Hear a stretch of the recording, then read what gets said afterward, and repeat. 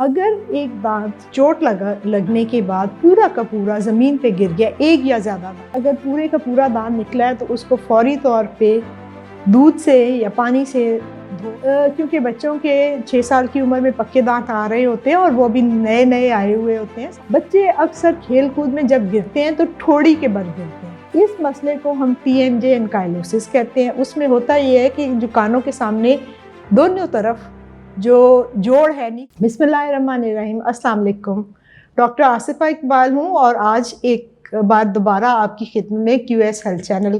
کے توسط سے حاضر ہوں۔ بچے کھیلتے کودتے ہی اچھے لگتے ہیں، لیکن کھیل کود میں بعض کا چوٹ لگ جاتی ہے۔ اس چوٹ میں کبھی ہاتھ، کبھی بازو، ٹانگ کی ہڈی کو کریک آ جاتا ہے، لیکن بہت دفعہ ایسا ہوتا ہے کہ کھیلتے ہوئے ان کے منہ یا چہرے پہ چوٹ لگ جاتی ہے۔ جب منہ یا چہرے پہ چوٹ لگتی ہے تو سب سے پہلے جو چیز آتی ہے وہ دانت ہے۔ دانت کیونکہ بچوں کے 6 سال کی عمر میں پکے دانت آ رہے ہوتے ہیں اور وہ بھی نئے آئے ہوئے ہوتے ہیں، سامنے کے دانت، اور وہ ابھی ان کی جڑ بھی بہت اچھی نہیں بنی ہوتی، تو اکثر یہ ہوتا ہے کہ اگر وہ چوٹ لگتی ہے تو اوپر کے سامنے کے دانتوں پہ لگتی ہے، اور کئی دفعہ ایسا ہوتا ہے کہ دانت آدھا ٹوٹ جاتا ہے، کئی دفعہ ایسا بھی ہوتا ہے کہ پورا کا پورا دانت باہر نکل کے زمین پر گر جاتا ہے، جڑ سمیت۔ خون بھی آ رہا ہوتا ہے، اور کیونکہ بچے سب کو بہت پیارے ہوتے ہیں اور ماؤں کے دل بچوں کے لیے کافی چھوٹے ہوتے ہیں، جب وہ خون سے بھر جاتا ہے، ہونٹ بھی سوجے ہوتے ہیں اور یہ سمجھ نہیں آ رہی ہوتی کہ دانتوں کا کیا ہوا ہے، اور کئی دفعہ وہ زمین پہ بھی گرے ہوتے ہیں تو ہمیں سمجھ نہیں آتی ہم جلدی سے کیا کریں۔ اس وقت ایک کام جو بہت سمجھداری سے کیا جا سکتا ہے لیکن اکثر اس پریشانی میں نہیں ہوتا، وہ یہ ہے کہ اگر ایک دانت چوٹ لگنے کے بعد پورا کا پورا زمین پہ گر گیا، ایک یا زیادہ دانت، تو میں آج آپ کو یہ بتانا چاہ رہی ہوں کہ اگر وہ گرے ہوئے ہیں تو ان کو ہم کیسے دوبارہ رکھ سکتے ہیں، اور میری چند ہدایات ہیں جن پہ آپ عمل کر کے اس قیمتی دانت کو دوبارہ لگوا سکتے ہیں۔ اس میں پہلی بات یہ ہے کہ اگر پورے کا پورا دانت نکلا ہے تو اس کو فوری طور پہ دودھ سے یا پانی سے دھو کے اس کو دودھ کے کسی ڈبیا میں ڈال کے یا مٹی اس سے صاف کر کے پانی یا دودھ کے ساتھ منہ کی سائڈ پہ رکھ دیں، اگر بچہ اتنا کوآپریٹو ہے، اور جہاں سے خون آ رہا ہے وہاں پہ کوئی صاف ستھری کاٹن روئی ادھر رکھ دیں اور اس کو دبا دیں، کیونکہ وہ پریشر کے ساتھ ذرا بلیڈنگ رک جائے گی، اور فوری طور پہ اس دانت کو اور اس بچے کو ڈاکٹر کے پاس لے جائیں، اور وہی دانت اس کی ساکٹ میں اگر اس کی ہڈی نہیں کریک ہوئی اور سائڈوں پہ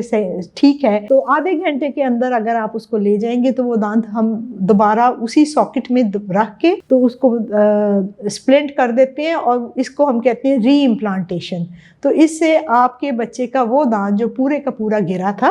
وہ واپس لگ جاتا ہے، اور کچھ عرصہ اس کو ہم بچے کو کہتے ہیں، ماں باپ کو انسٹرکشن دیتے ہیں کہ اس کو وہاں سے نہ کھائیں اور اس پہ زور نہ ڈالیں، اور وہ دوبارہ وہیں پہ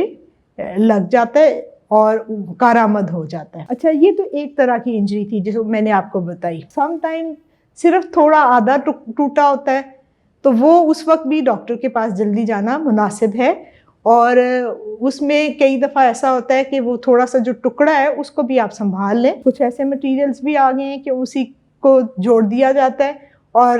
کئی دفعہ وہ نہیں بھی جوڑا جاتا، لیکن ارلی جانا بہت مناسب بات ہے۔ ایک اور طرح کی چوٹ جو بچوں کو لگ جاتی ہے اور جس میں ہمیں کچھ گائیڈ لائن پتہ ہو تو ہمیں آسانی رہتی ہے۔ بچے اکثر کھیل کود میں جب گرتے ہیں تو ٹھوڑی کے بر گرتے ہیں، ٹھوڑی پہ چوٹ آتی ہے، منہ تھوڑا سوجتا ہے، اور دانت وغیرہ کئی دفعہ چوٹ آتی ہے یا دانتوں کو چوٹ نہیں آتی، لیکن کانوں کے سامنے جو جوڑ ہے یہاں پہ درد ہونا شروع ہوتا ہے تھوڑا تھوڑا، اور کیونکہ بچہ بھی گھبرایا ہوتا ہے، ماں باپ بھی گھبرائے ہوتے ہیں، اور اس وقت اس سے کھایا نہیں جا رہا ہوتا، اس وقت تو کچھ دنوں بعد وہ بچہ ٹھیک ہو جاتا ہے، آپ ڈاکٹر کے پاس بھی جاتے ہیں، ایکس رے بھی ہوتا ہے،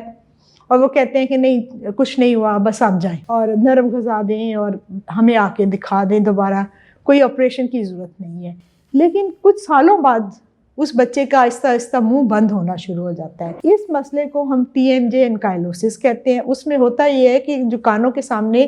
دونوں طرف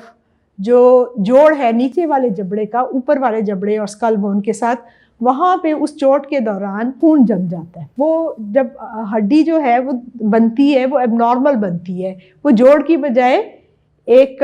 جکڑن پیدا ہو جاتی ہے، منہ کھلنا آہستہ آہستہ کم ہو جاتا ہے، اور بچے کی لوور جا کی نیچے کے جبڑے کی گروتھ بھی بند ہو جاتی ہے، اور اس صورت میں آہستہ آہستہ وہ چند سالوں میں بالکل خوراک لینے کے لیے بھی منہ نہیں کھول پاتا، اور اس کی شکل بھی بالکل، کئی دفعہ تو بہت ایکسٹریم کیسز ہیں، ایسے لگتا ہے جیسے کوئی پرندہ ہو۔ تو اس صورت کو ہم ٹی ایم جے انکائلوسس کہتے ہیں، اور اس کی بھی ارلی جانا چاہیے جب یہ صورتحال ہو، اور اس وقت ہمیں یہ آپریشن کر کے دونوں جوڑوں میں سے یہ اب نارمل ہڈی نکالنی پڑتی ہے، اور کئی دفعہ سینے کی ہڈی لے کے، جس میں سینے کی ہڈی کے ساتھ جو کرکری ہڈی ہے وہ بھی ڈالتے ہیں تاکہ اس کی گروتھ ہو سکے، اور بعد میں یہ چیزیں جو ہیں کمپلیکیشن کا صورت نہ اختیار کریں۔ اور سم ٹائم کیا اکثر اوقات ہم نے دیکھا، کیونکہ اکثر ہمارے مریضوں کو اور والدین کو بھی اتنا نہیں پتہ ہوتا، تو جب تک آتے ہیں زیادہ تر وہ شادی کی جب عمر آتی ہے بچی کی 20-22 سال کی، اس وقت لے کے آتے ہیں، اور اس وقت جو اس کو آپریشن کو کرنا، اور وہ جو ڈیفارمٹی ہے بالکل نیچے کا جبڑا نہیں بنا ہوتا، اس کو کریکٹ کرنے کے لیے ایک نہیں کئی آپریشن سے اور کافی تکلیف دہ اور صبر آزما مراحل سے گزرنا پڑتا ہے۔ تو